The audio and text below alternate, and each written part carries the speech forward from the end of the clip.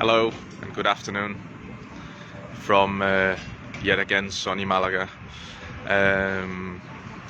I've climbed the 131 meters up to what we call the El Alfaro, the viewpoint of Alfaro, and obviously when you look at the views and the 131 meters we are above sea level, then it gives you probably the most fantastic view over Malaga.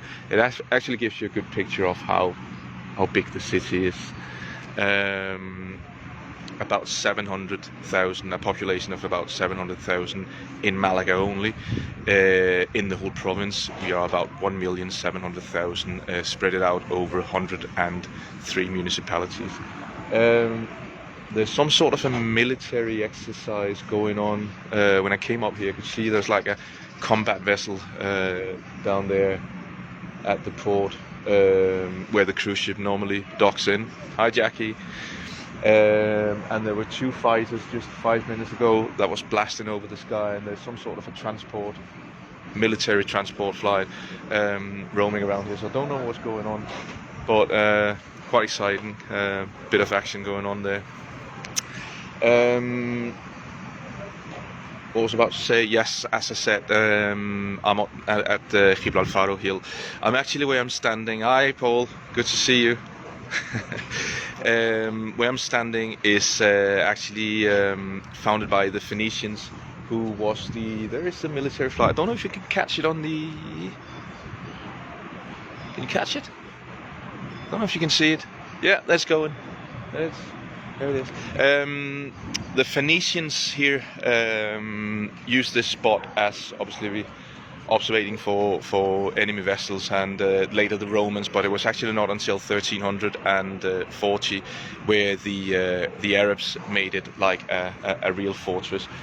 Up here is what we call La Alcazaba, that goes all the way down to where the cathedral is, that later became the main monument or the main fortress of Malaga during the Moorish occupation.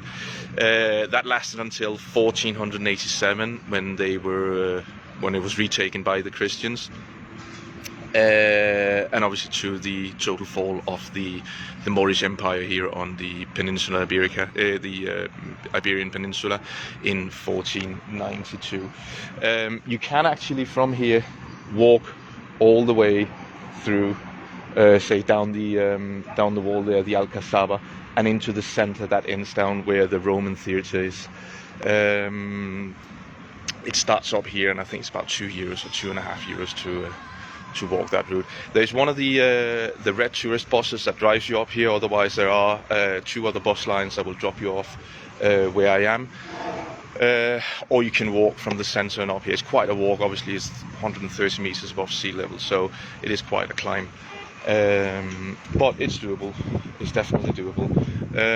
Down here behind me, don't know if you can see it, the old bullfight arena.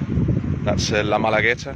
Obviously bullfight is not one of the things that practice that much here in Spain anymore, but still it's used for concerts, it's used for other gatherings, art exhibitions and stuff like that. But bullfighting as such is not a thing that's exercised in Spain very often.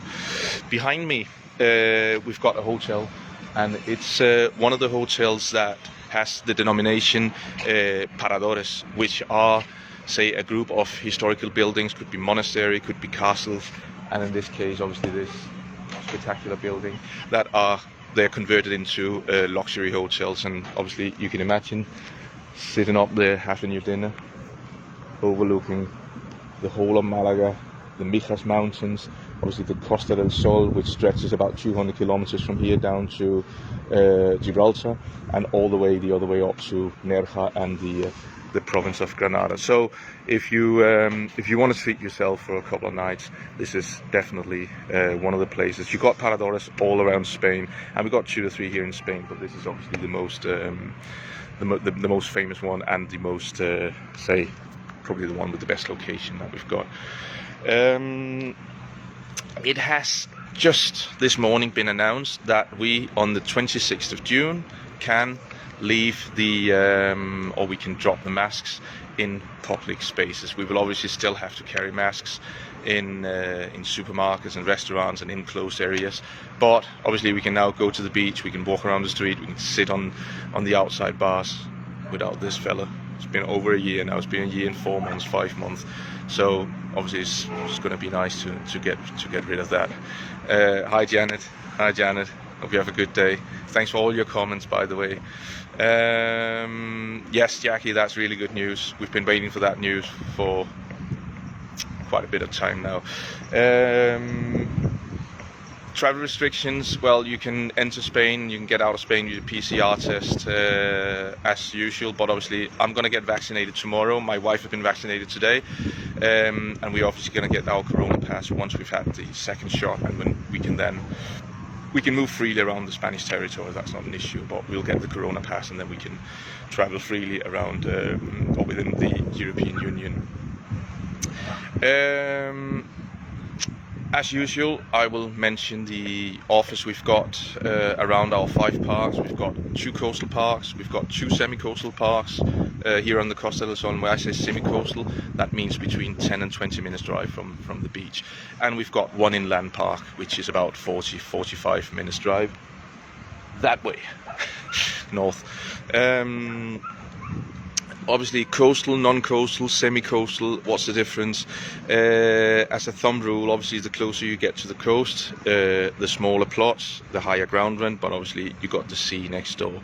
The further inland you go, the bigger plots, the lower ground rent, the bigger caravans you can have on the parks and on the plots. So that is location, it's all about location. Obviously that that costs money, and the closer you are to the beach, then obviously the more you would have to pay in ground rent. Having said that, all 5 parks has got connection to Malaga, either by, if you are inland, you can reach Malaga in about 35-40 minutes. The coastal parks on, say, the Costa del Sol side, if I can call it that, you can get into Malaga again in about between 30 and 40 minutes on buses and or trains, and you can drive in about 20-25 minutes. And on the western side, that would say the eastern side of the Costa del Sol, there are bus links from our 2 parks, our semi-coastal and our coastal park, which brings you into Malaga in about 40 minutes. You can do the drive in your own car in about half an hour. We are still conducting video viewings. We are still offering our lives, obviously. Yes, it's a very educational video. Yeah, I don't want to do all this. I mean, obviously I'm here to sell caravans, I know that, but a bit of, say, geography and a bit of history is always good. If people are planning to live in this area of Spain, then I think it's good to know how say all the cultural bits and the geography is here in Spain, and obviously the cultural and the history we've got here is, sorry about that, it's very different to the British. Nonetheless, the British is probably as interesting as ours, but certainly different.